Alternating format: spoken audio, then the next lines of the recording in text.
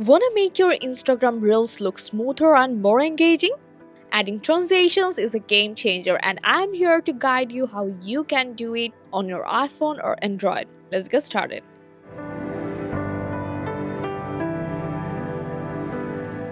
Open Instagram and tap the plus icon at the bottom center of the home page. Choose Reel from the 4 option.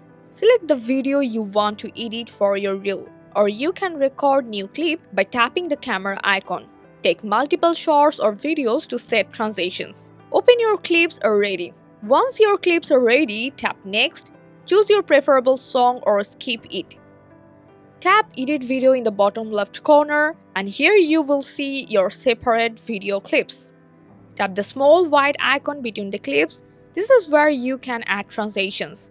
Choose your preferred transition from the available options like zoom, blur, wrap, flare, spin, glitch. Choose the effect you like, and if you want to add transitions between all clips, just repeat the same process or click Apply to All. When you are done editing, tap the arrow icon to proceed, and you are ready to share your reel. Doesn't your reel look smoother and more professional now? I hope this helps you level up your Instagram reels. Thanks for watching and happy creating.